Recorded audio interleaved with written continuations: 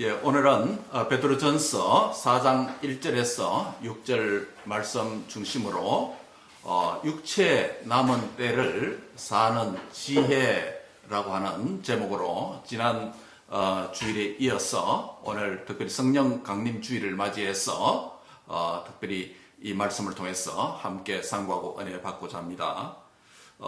오늘 본문을 이해하기 위해서 문맥을 잠시 살피는 것이 유익하겠죠. 우리 이상훈 집사님 오늘 대표 기도 가운데 보면 지난주 또 지지난주 또 수요일 금요일 말씀을 아주 요약적으로 기도 안에서 잘 표현된 것을 우리가 여러분 기억하시죠.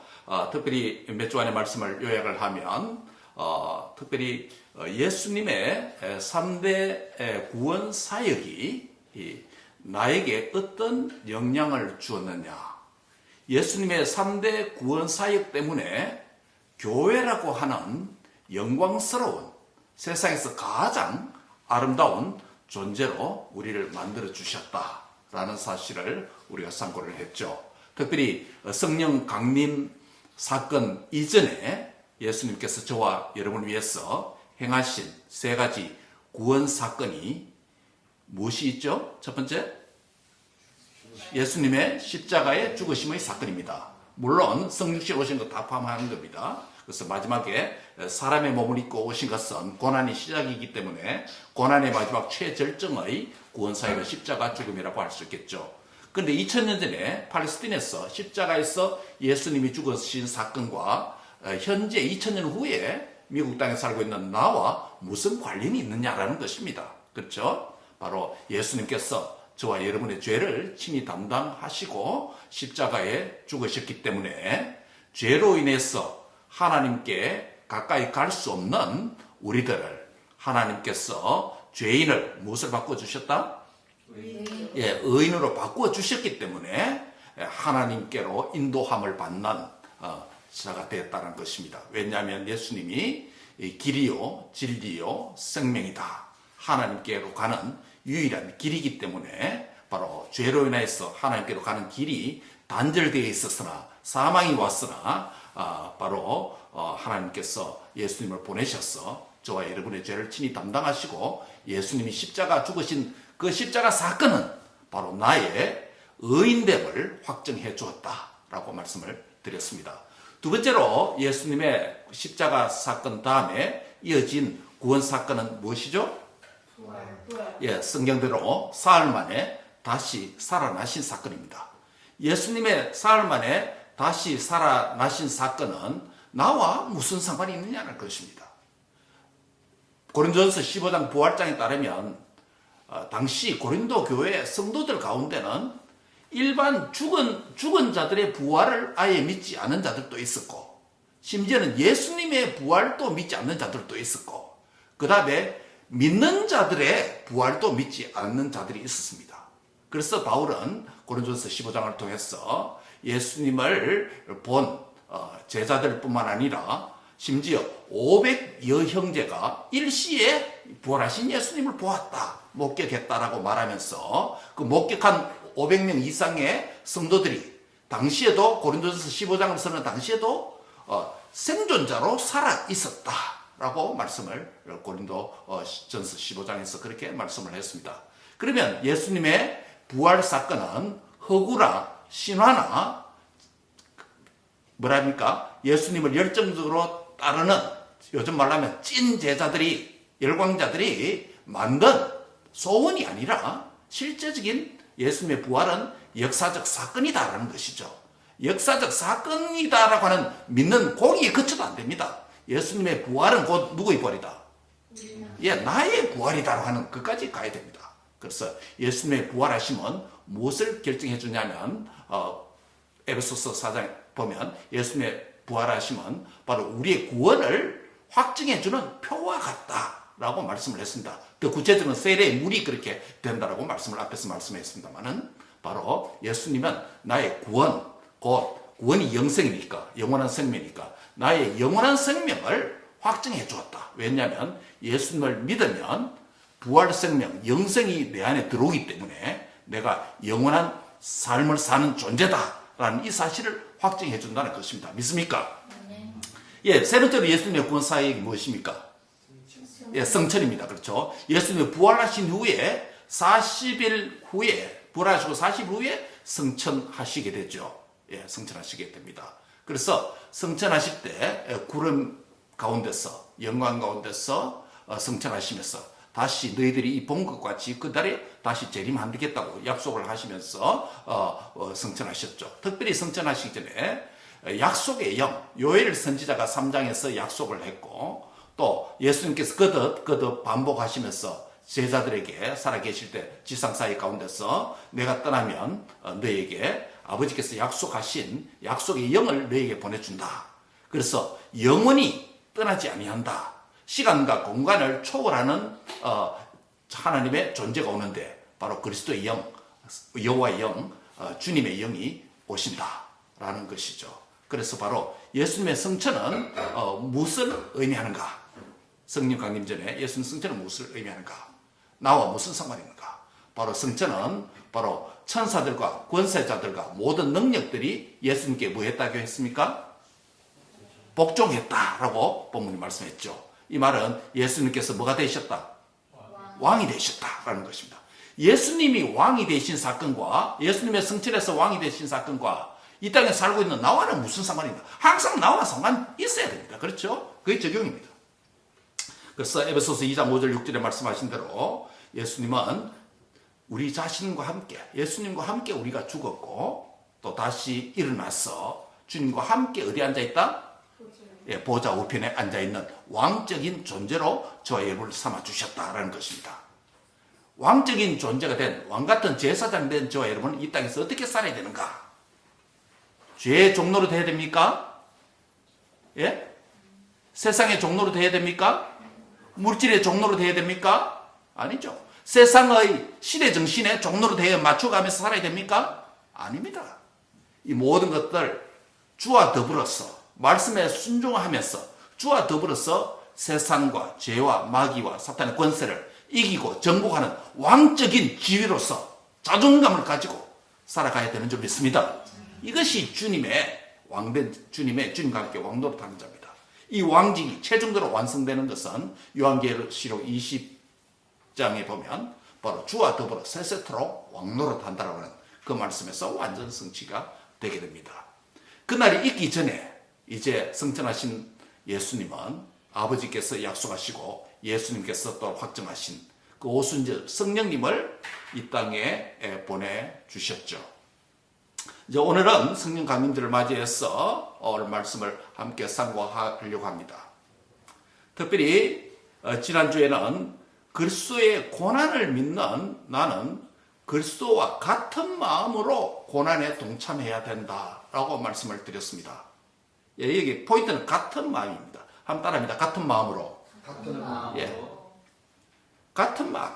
예수님과 동일한 마음입니다. 고난이 두 종류가 있다고 그랬죠. 크게 두 종류가 있다고 했습니다.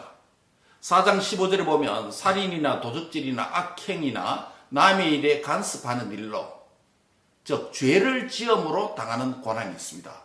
죄를 지으면 어림을 겪습니다. 하나님의 징계의 손길이죠. 예, 징계의 손길입니다. 그러나 이런 고난은 하나님 기뻐하신 고난입니까? 아닙니까? 예, 이런 고난을 될 수 있는 대로 안 당하는 게 좋아요. 예. 죄를 지어서 당한 고난이 4장 15절에 있는가 하면 주님이 기뻐하시는 고난도 있다라고 말하면서 4장 14절에 말합니다. 어떤 고난이죠? 그리스도의 이름으로 무엇을 당하면? 치욕을 당하면 복 있는 자로다. 그런 자에게는 영광의 영, 곧 하나님의 영이 그 위에 머물러 있는 성령이 머물러 있는 떠나지 않는 충만하게 되는 그런 복을 누린다고 말씀을 하고 있습니다. 주님의 이름 때문에 주와 복음과 교회 때문에 고난받는 것. 그 고난을 당하면 저주, 외로움, 왕따가 아니라 세상에 버림을 받는 게 아니라 주님의 눈에 주님께 어떤 자다? 복 있는 자다. 4장 14절에 복 있는 자. 한 따라합니다. 주님의 이름으로 치욕을 당하면 복 있는 자로다. 예. 이런 고난을 우리가 받아야 됩니다. 바로 주님이 기뻐하시는 고난도 두 종류가 있다고 했습니다. 하나는 소극적 고난입니다. 소극적 고난은 질병이라든지 또 내가 원치 않는 내 의지와 상관없이 당하는 고난이 있습니다. 그런 고난을 어떻게 얘기하라 그랬죠? 십자가에 달리신 주님을 생각함으로 인내하면서 그런 고난을 이겨야 됩니다. 그 다음에 적극적 고난이 있다고 했습니다. 주님이 기뻐하시는 고난 가운데 적극적 고난이 있다고 그랬습니다. 그게 뭡니까? 주와 복음과 교회를 위해서 수고하고 적극적으로 헌신하면서 당하는 것. 그게 적극적 고난입니다. 소극적으로 내 의지와 상관없이 당하는 고난도 있고. 다시 정리합니다. 여러분 다 머리 드시고. 고난은 크게 두 종류가 있습니다. 하나님 기뻐하시는 고난이 있고 또 하나는요. 기뻐하지 않는 고난이 있습니다. 하나님 기뻐하지 않는 고난은 될 수 있는 대로 뭐 하면 좋다? 안 받는 게 좋습니다. 죄 안 지어서. 근데 하나님 기뻐하는 고난이 있습니다. 하나님 기뻐하는 고난도 두 종류가 있습니다. 하나는 무슨 고난요? 소극적 고난입니다. 내 의지와 상관없이 애매하게 예수님을 믿는 것 때문에 복음 때문에 어려움을 겪는 것, 세상에서 손해를 보는 것. 이런 고난을 맞을 때 어떻게 얘기를 하고요? 십자가에 달리신 주님을 생각하고 인내함으로 이길 수밖에 없다. 그게 주님의 고난에 동참하는 것입니다. 두 번째로 적극적 고난이 있다는 것입니다. 그게 어떤 고난이라고요? 주와 복음과 교회를 위해서 열심히 수고하고 헌신하는 게 주님의 고난에 동참하는 것입니다. 여러분 이 주님이 기뻐하시는 이 고난에 동참하는 자 되기를 바랍니다. 육체의 남은 때에 내 몸에 주님이 기뻐하시는 고난으로 가득 채워서 복 있는 자가 되시길 바랍니다. 그리스도의 영, 곧 하나님의 영이 성령님이 내 위에 충만하게 머무는 이 복을 누리시기 바랍니다. 이 고난과 관련이 있다는 것이에요. 이어서 오늘은 이제 그리스도의 고난을 믿는 나는 육체의 남은 때를 어떻게 살아야 되는가? 한번 따라합니다. 육체의 남은 때를 하나님의 뜻을 따라 살아야 합니다. 지난주의 키워드는 같은 마음으로라면 오늘 키워드는 하나님의 뜻을 따라합니다. 하나님의 뜻을 따라. 하나님의 뜻입니다. 여러분 하나님의 뜻은 어떠한 인간과 또 환경과 어떠한 장애물이 있더라도 하나님의 뜻은 반드시 이루어지는 줄 믿습니까? 이 대전제입니다. 하나님의 뜻은 어떠한 일이 있더라도 반드시 이루어집니다. 이게 하나님의 대전제입니다. 성경이 가르쳐주는 하나님의 뜻은 반드시 이루어진다는 것입니다. 동시에 하나님의 뜻은 사람을 통해 이루어 가신다는 것이 사실입니까? 거짓입니까? 그것도 사실이에요. 그래서 하나님의 뜻은 악한 사람을 통해서도 뜻이 이루어가는 측면이 있고 또 선한 성도의 순종의 삶을 통해서도 이루어지는 측면이 있습니다. 넓은 의미에서 하나님은 사람을 통해서 당신의 뜻을 이루어 간다라고 말할 수 있습니다. 그런데 하나님의 뜻이 사람을 통해 이루어진다라고 할 때 두 가지 서로 다른 경우가 있을 수 있습니다. 어떤 경우일까요? 첫 번째는 하나님의 뜻과 사람의 소원이 일치되는 경우입니다. 어떤 경우입니까? 빌립보서 2장 13절의 말씀의 경우입니다. 인용합니다. 너희 안에서 행하시는 이는 누구시니? 하나님이시니. 하나님의 기쁘신 뜻을 위해서 너희에게 무엇을 두고? 소원을 두고 행하게 하시나니라고 빌립보서 2장 13절에 말씀합니다. 하나님의 기쁘신 뜻을 이루기 위해서 아까 사람을 통해서 하나님의 뜻을 이룬다 그랬죠. 하나님 기쁘신 뜻을 이루기 위해서 성도 안에 소원을 주어서 그 소원을 성취하도록 해서 하나님의 뜻이 이루어지는 경우입니다. 즉 이 경우에는 하나님의 뜻과 사람의 소원이 다릅니까? 같습니까? 같습니다. 하나님의 뜻이 사람 안의 소원으로 들어와 있기 때문에 하나님 뜻과 소원이 일치합니까? 불일치합니까? 일치합니다. 이런 경우는 굉장히 해피한 케이스죠. 그렇죠? 네. 하나님 뜻이 사람 통해서 이루어지는데 하나님 뜻이 사람 안에 들어와서 이게 나의 소원이 되면 여러분 하나님의 뜻이 나의 소원이 되어서 그것이 이루어진다. 이건 굉장히 해피한 인생입니다. 복된 인생입니다. 그래서 이 소원은 아주 건강한 소원이라고 할 수 있습니다. 여러분 하나님의 뜻이 내 안에 거룩한 소망, 소원, 열망이 되는 건강한 소원에 부유한 자가 되시기를 바랍니다. 예. 그런데 건강한 소원을 사람이 가졌다고 해서 사람이 하나님의 뜻을 이루어가는 것이 아니라 하나님께서 건강한 소원, 하나님 뜻을 가진 그 사람을 통해서 하나님께서 일하십니다. 주권이 누구에게 있다고요? 하나님에게 있습니다. 그래서 하나님 뜻을 이루시는 분은 누구다? 하나님 자신이라는 것입니다. 주님께서 주신 소원은 내 안에서 기도가 됩니다. 왜? 나의 소원이 됐기 때문에. 기도가 됩니다. 그리고 그것에 순종해서 열심히 일하게 됩니다. 그런 과정에서는 여러 가지 시련과 고난과 장애물도 만나게 됩니다. 그렇지만 하나님의 뜻이 내 안에 소원이 됐기 때문에 내가 겪는 여러 가지 장애물과 어려움이 있더라도 나는 뭘 하게 됩니까? 그것을 계속 추구하게 됩니다. 우리 청년들 잘 들으세요. 여러분의 진로가, 여러분의 앞길이, 여러분의 인생의 미래가 하나님의 뜻과 일치된 삶을 살기를 원하십니까? 아멘이면 아멘 하세요. 아멘이죠. 하나님의 뜻과 일치된 삶을 살지 않으면 아무리 자기가 잘한다 할지라도 행복한 인생이 못 됩니다. 여러분 가장 행복한 길은 어디에 있느냐면 내 인생이 하나님의 뜻과 일치된 삶을 사는 데 있습니다. 아멘이십니까? 하나님의 뜻과 일치된 삶이 있습니다.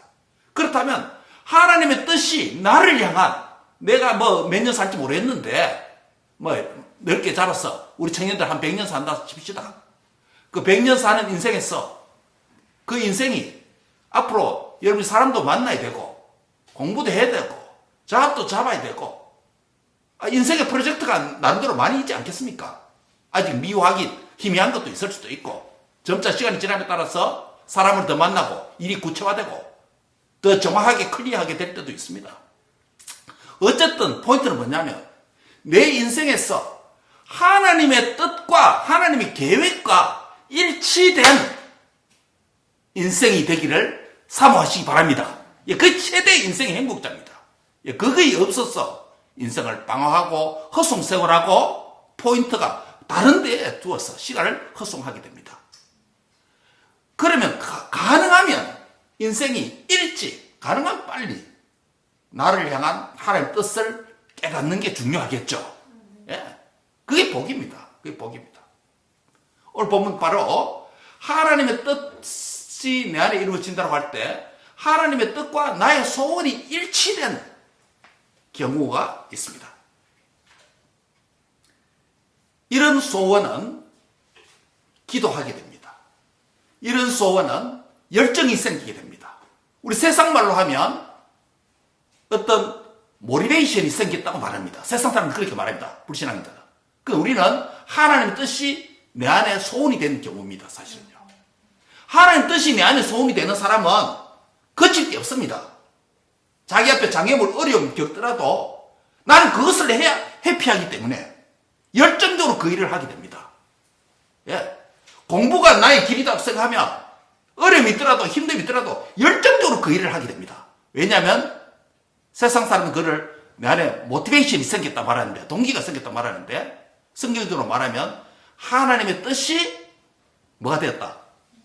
나의 소원이 된 겁니다.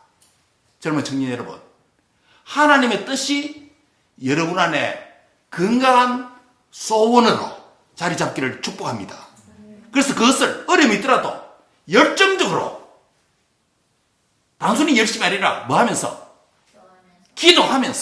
기도하면서 나의 소원을 이루어달라고 기도하면서 이것이 꼭 하나님 뜻이 이루어달라고 기도하면서 기도만 하지 않고 또 뭐 한다?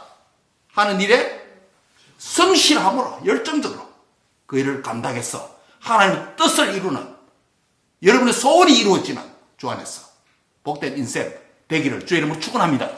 예. 이게 하나님 뜻과 소원이 일치하는 경우입니다. 그런데 이런 게만 있는 게 아니에요. 하나님 뜻과 사람의 소원이 어떤 경우? 불일치하는 경우도 있다는 것이에요. 오늘 성경 부분을 봐도 이 구절을 지금 이야기하는 겁니다. 갈라디아서 5장 17절 한번 찾아보세요.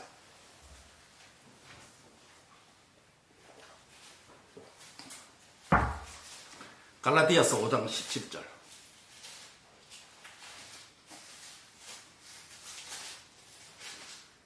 크게 한 목소리를 씁니다. 시작. 육체의 소욕은 성령을 거스르고 성령은 육체를 거스르나니 이 둘이 서로 대적하므로 너희가 원하는 것을 하지 못하게 하려 함이라. 굉장히 스트라이킹한 말씀이 있습니다. 육체의 소욕이라고 하는 것은 인간의 마음의 소원을 말합니다. 그리고 또 다른 하나의 소원이 있습니다. 성령의 소용이 있다고 말합니다. 성령의 뜻. 성령을 거스른다고 했죠. 육체의 소욕이 있는가 하면 하나님의 뜻이 있습니다. 이 둘이 이 경우는 일치하는 경우입니까? 불일치하는 경우입니까? 예, 불일치하는 경우입니다. 그래서 성령은 육체를 거스르고 육체의 소원은 하나님의 성령을 거스른다. 불일치합니다. 이 둘이 뭐 하게 됩니까? 대적한다, 싸운다라고 말합니다. 내 안에서. 싸워서 결국 어떻게 된다고 말합니까? 너희가 원하는 것을 할 수 있게 한다, 못하게 한다? 못하게 한다는 겁니다. 너희가 원하는 게 뭐예요? 이 성령의 소욕, 하나님 주신 소원, 이것을 못 이루도록 받는다. 장애물이 될 수 있다라는 것입니다.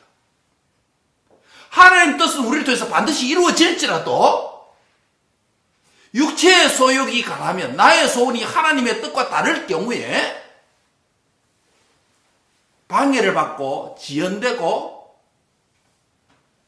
시간이 오래 걸립니다. 이 소욕은 건강한 소원입니까? 건강하지 않는 소원입니까? 건강하지 않는 소원이에요. 이 하나님의 뜻과 나의 소원이 딱 맞아지고 일치하면 그 해피한 케이스고 너무 축복된 일이에요.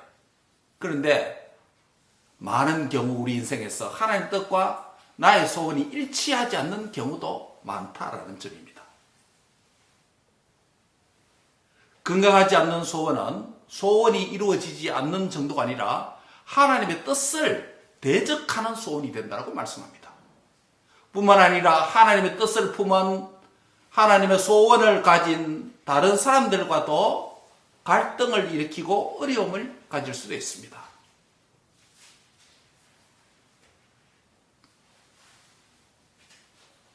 가정에서, 교회에서 나는 하나님의 소원을 가지고 있는데 그 하나님의 소원을 이루어가기 위해서 열정적으로 일하는데 하나님의 소원을 갖지 못한 육체의 소원에 사로잡힌 사람들과 함께 하다 보면 여러 가지 갈등과 어려움이 있고 공동체의 화평도 깨질 때가 있습니다.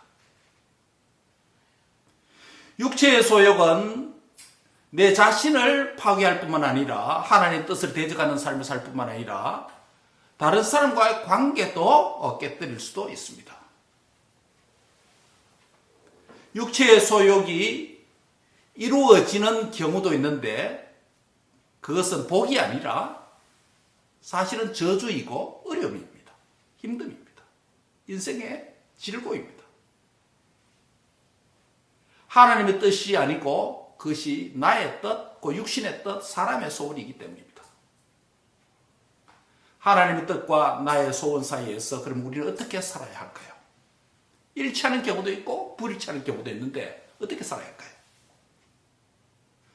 육체에 남은 때, 즉 짧은 인생에서 하나님의 뜻을 위해서 진력하고 살아가는 것이 참 지혜로운 삶입니다. 여러분 그렇지 않습니까? 짧은 인생에 이것도 하고 저것도 하고 막 하다가 뭘 해야 될지도 모르고 육체에 남은 때에 하나님 뜻을 정확하게 알고 그것을 위해서 기도하고 열정적으로 살아가는 인생이 된다면 그게 참 지혜로운 인생이 됩니다. 그래서 오늘 본문 2절에 이렇게 말합니다. 같이 2절 읽습니다. 시작. 그 후로는 다시 사람의 정욕을 따르지 않고 하나님의 뜻을 따라 육체에 남은 때를 살게 하려 함이라. 이제 후로는 다시는 사람의 정욕을 따르지 않고 사람의 소욕을 따르지 않고 나의 개인적인 인간적인 소욕에 사로잡혀서 살지 말고 이제는 어떻게 살아라? 무엇을 따라? 예, 하나님의 뜻에 맞추어서 뜻을 따랐어. 언제를? 육체에 남은 때가 짧으니 그것만 살아도 시간이 모자라는데 정욕을 따라 허송세월 하지 말고 하나님 뜻이 무엇인지 깨닫고 그 뜻에 맞추어서 사는 것이 짧은 인생 가운데서 육체에 남은 때를 사는 것이 이렇게 사는 것이 참 복이다 라고 지혜다라고 가르쳐 주는 것이에요. 여기서 사람의 정욕 따르지 말라 하나님의 뜻을 따라라 라고 말하면서 두 가지 경우를 말합니다. 사람의 정욕과 하나님의 뜻, 그렇죠? 두 가지가 있다는 걸 말합니다. 사람의 정욕은 하나님의 뜻을 대적하는 사람의 소원을 가리킵니다. 여기서는 건강한 소원이 아니죠. 이 경우는 하나님의 뜻을 대적하는 사람의 정욕은 하나님의 뜻을 이루는 그런 수고와 고난을 피해서 세상적으로 편안하게 살게 하고 우리를 그렇게 광명한 천사같이 부드럽게 잘못 이끌어갑니다. 사람의 정욕은 하나님의 뜻을 이루는데 이 경우는 결정적인 장애물이 되는 경우입니다. 그러면 사람의 정욕이 어떤 것이 있을까요? 하나님의 뜻을 방해하는 정욕들이 어떤 게 있을까요? 3절에 6가지 구체적으로 말합니다. 3절 같이 읽습니다. 시작. 너희가 음란과 정욕과 술취함과 방탕함과 향락과 무법한 우상 숭배를 하여 이방인의 뜻을 따라 행한 것이 지나간 때로 족하도다. 짧은 인생인데 지나간 과거로 족하다. 그럼 현재 어떻게 살아라? 남은 세월, 육체 남은 때를 어떻게 살아라? 6가지 목록이 있습니다. 첫째 뭡니까? 음란이에요. 성적인 범죄, 성적인 탐닉을 가리킵니다. 여기에 얽매이면 시간을 헛송세월한다. 두 번째 무엇입니까? 정욕, 육체적인 쾌락을 가리킵니다. 건강한 육체적인 편안함과 육체의 휴식과 안식 필요하지요. 그런데 그것이 과도한 쾌락 쪽으로 흐르면 문제가 됩니다. 그게 정욕이라고 부릅니다. 세 번째 무엇입니까? 술 취합니다. 오늘 SNS 보니까 어떤 분이 이렇게 올렸어요. 자기 남편이 집사인데 집사가 되어서 교회 다닐 때부터 술을 계속 먹었는데 지금까지 마시고 있다고 그렇게 말합니다.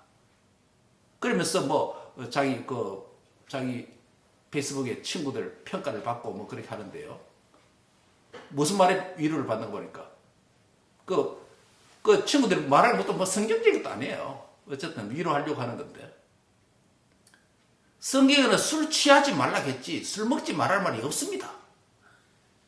그런 거 가지고 또 그렇게 말하더라고요. 자신을 합리화하기 위해서 표를 쓴 거죠.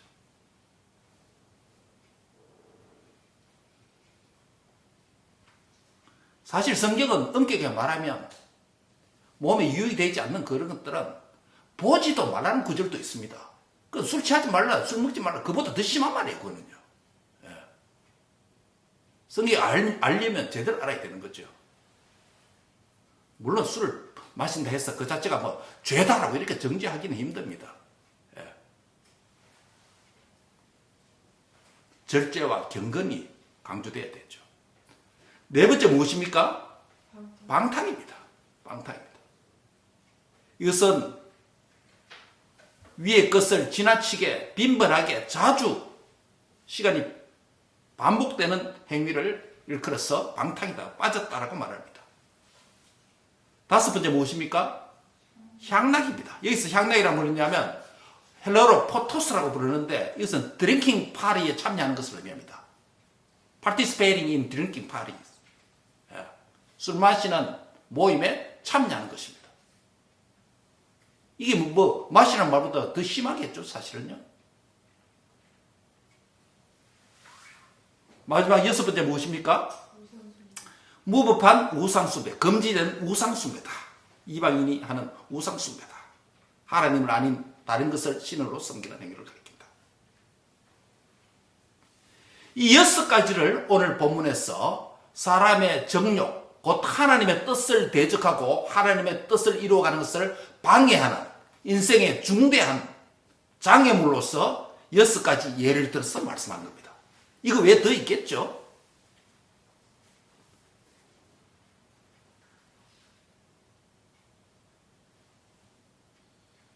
이런 죄의 목록은 하나님께 속한 자, 하나님의 뜻을 이루어가는 성도가 추구해야 될 삶의 라이프 스타일이 아니라는 것입니다. 더 적극적으로 말하면 죄와 사망과 사탄이 좋아하는 일을 했던 과거는 과거로서 족하다는 거예요. 예수님 믿기 전에 했던 그 일은 그것으로 족하다, 끊으라는 거예요. 자꾸 매이지 말고.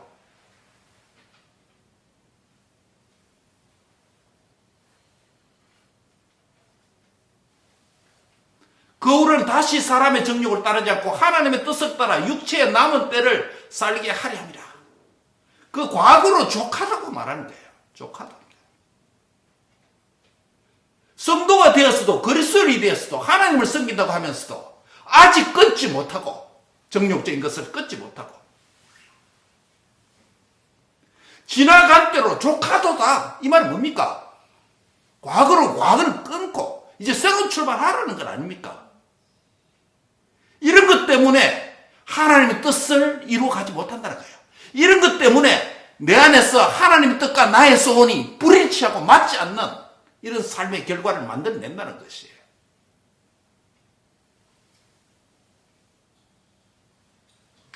육신의 소욕을 따르는 자와 하나님의 뜻을 따르는 삶의 그 시작과 과정과 결과가 어떻게 진행될까요?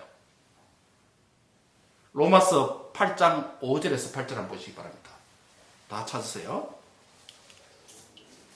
로마서 8장 5절에서 8절입니다.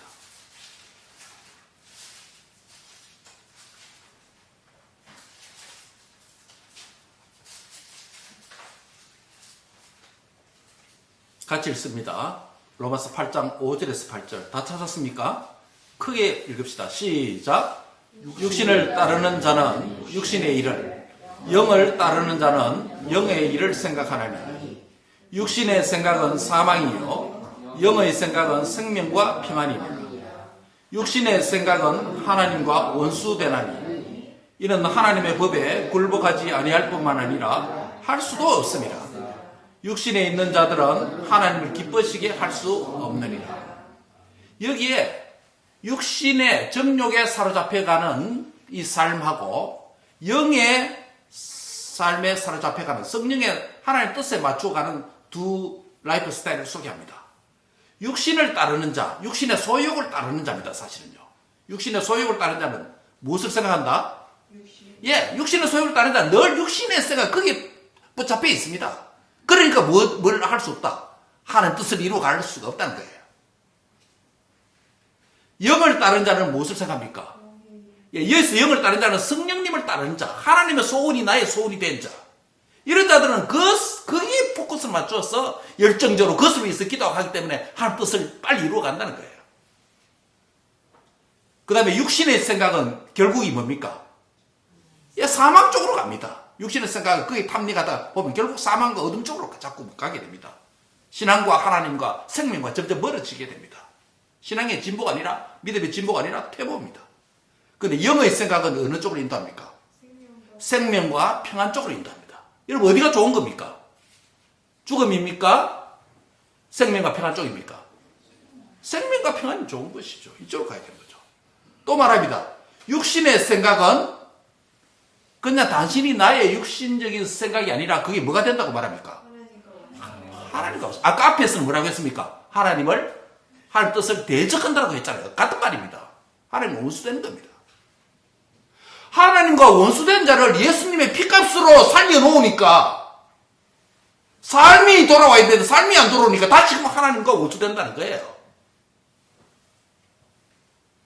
그런 자는 하나님의 법, 말씀에 순종하지 않고 굴복하지 않는다.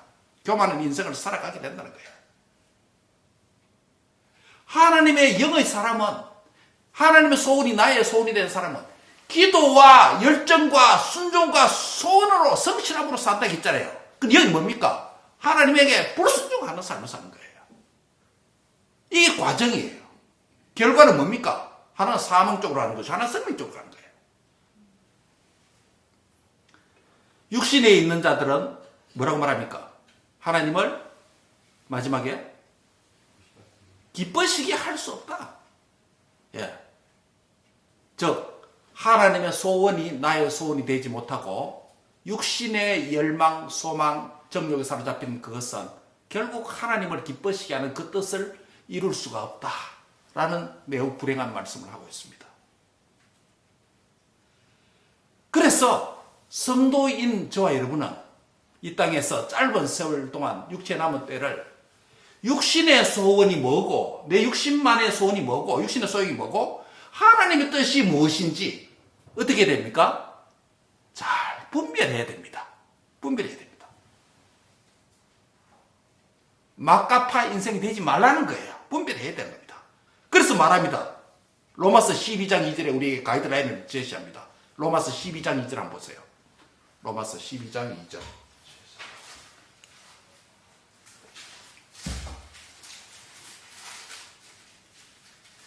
우리 정인들 다 찾았어요. 말씀을.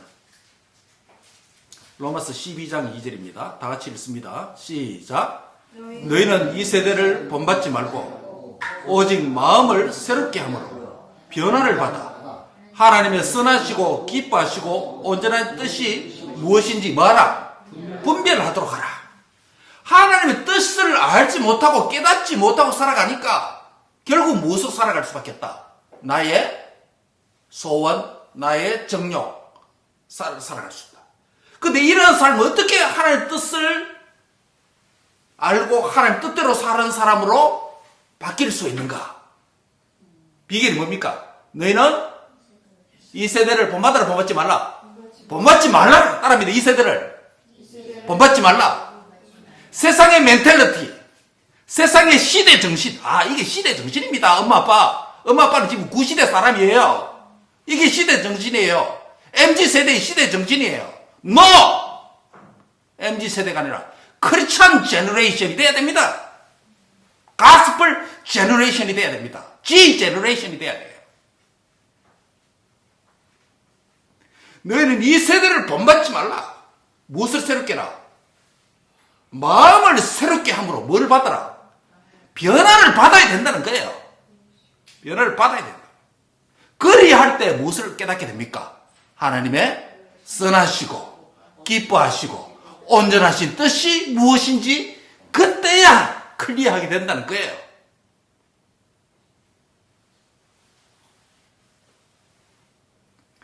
저나 여러분이 육체에 남은 때를 살고 있습니다. 그 육체에 남은 때가 얼마 될지 알지 못합니다. 가능하다면 하나님의 뜻에 맞추어서 1분 1초라도 살아가는 것. 그게 하나님 앞에 복된 인생인 줄 알고 우리가 이렇게 발버둥 치는 것 아닙니까? 이 세대를 본받지 말라는 거예요. 이 세대를 따라하지 말라는 거예요. 마음을 새롭게 해서 변화를 받으라는 겁니다. 그래야 할 때 하나님이 선하시고 하나님이 기뻐하시고 하나님이 온전하신 그 뜻이 무엇인지 알게 된다는 것입니다. 더 구체적으로 어떻게 하면 이 하나님의 뜻을 알 수 있습니까? 그 답이 오늘 결론의 말씀입니다. 에베소서 5장 15절에서 18절 보겠습니다. 에베소서 5장 15절에서 18절입니다.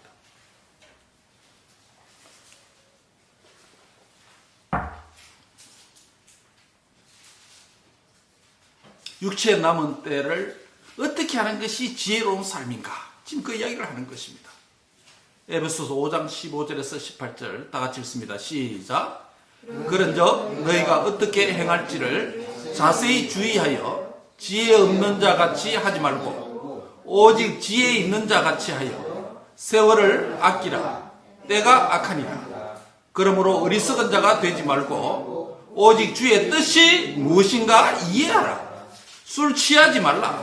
이는 방탕한 것이니 오직 성령의 충만함을 받으라. 아멘.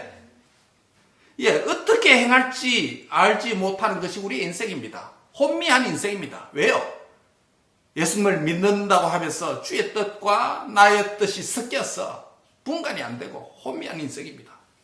많은 사람이 넓은 길로 가니까 이게 맞는 건지 착각하게 됩니다. 그러나 성경 밝히 말합니다. 어떻게 행할지 뭐하라? 자세히 주의하라. 주의하라. 지혜 없는 자 같이 말고 오직 지혜 있는 삶을 살아라. 그렇지 않으면 세월이 악하다. 세월을 낭비하게 된다. 라고 말합니다.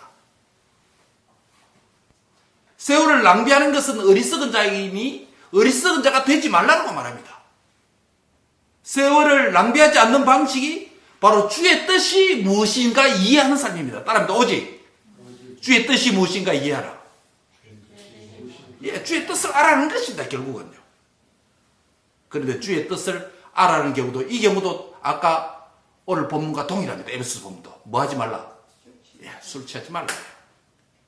단순히 술이 아니라 이 술뿐만 아니라 세상의 모든 정욕적인 것에 육신적인 것에 탐닉하고 얽매이고 붙잡히면 그것이 방탕한 삶이 되어서 하나님과 멀어져서 하나님의 뜻을 깨닫기가 힘들다라는 것이에요. 비결이 하나 딱 있습니다. 술 취하지 말고 오직 뭐해라? 성령의 충만함을 받으라. 이게 답이에요. 오늘 성령 강림들이 이게 답이에요. 한 따라 오직 성령으로 충만함을 받으라. 예. 사랑하는 우리 젊은 자녀 여러분, 부모, 성도 여러분, 오늘 성령 강림 주일을 맞이해서 육체에 남은 짧은 때를 내 뜻과 세상의 뜻에 유행에 맞추어 사는 것이 아니라 주의 선하시고 기뻐하시고 온전하신 뜻이 무엇인지 분별하도록 하기 위해서 오직 성령의 충만함을 받아서 지혜로운 인생을 사는 복된 은혜가 있기를 바랍니다. 한 여자 청년이 있었습니다. 그녀는 인도 선교사로 가기 위해서 신학을 공부하고 언어 훈련도 마쳤습니다. 그런데 갑자기 그 자매 언니의 가정에 큰 어려움이 닥쳤습니다. 아들 셋, 딸 하나, 4남매를 둔 언니가 그만 병들어 세상을 떠나게 되었습니다. 이어서 그녀의 남편인 자기는 형부가 되죠. 형부마저 죽게 되었습니다. 졸지에 아이 넷을 떠맡게 되었습니다. 그녀는 도저히 이 어린 사람의 언니의 아이를 조카들이죠. 남기고 선교를 떠날 수가 없었습니다. 결국 선교 본부에 편지를 보냅니다. 친애하는 목사님, 저는 인도 선교사가 되기 위해서 오랜 세월 기도하고 신학을 공부하고 언어 훈련을 했습니다. 그런데 지금 생각해보니 하나님의 뜻이 다른 데 있는 것 같습니다. 가지 못하게 되어서 죄송한 말씀을 드립니다. 라는 서신을 선교부에 보냈습니다. 그래서 그녀는 선교사의 꿈을 접어두고 언니의 4남매인 이 조카들을 4명을 믿음으로 정성껏 기도하며 사랑하며 키웠습니다. 어느덧 세월이 25년이 지났습니다. 25년 후에 4명의 조카들 가운데 3명이 인도 선교사로 자원했습니다. 그녀는 다시 선교본부에 편지를 이렇게 보냅니다. 친애하는 목사님, 하나님께서 저의 기도를 25년 만에 3배로 이루어 주셨습니다. 이제 저희 세 자녀를 인도로 파송해 주시기를 원합니다. 라는 편지였습니다. 하나님의 뜻은 짧은 인생을 살아가는 우리에게 있어서 내 뜻과 다를 때가 많습니다. 그래서 잦은 시행착오를 겪기도 하죠. 하나님의 시간은 나의 시간과 다를 때가 있습니다. 시간만 다를 뿐만 아니라 하나님의 속도, 템포가 나의 템포가 너무 달라서 우왕좌왕할 때도 있습니다. 하나님의 뜻이 드디 이루어지는 것 같아서 조급한 내 마음에 하나님이 나를 사랑하지 않나, 하나님이 나를 기뻐하시지 않나 라고 외로운 비둘기처럼 고민하는 잠 못 이루는 밤도 있을 수도 있습니다.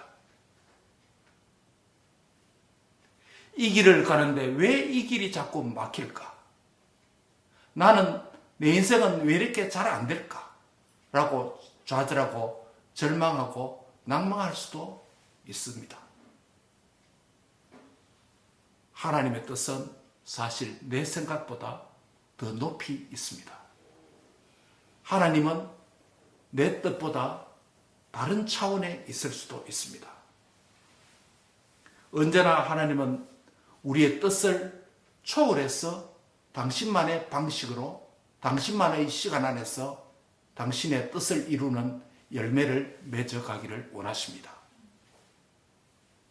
너희 안에서 행하시는 이는 하나님이시니 자기의 기쁘신 뜻을 위하여 너희에게 소원을 두고 행하게 하신다라고 빌립보 2장 13절이 말씀했죠.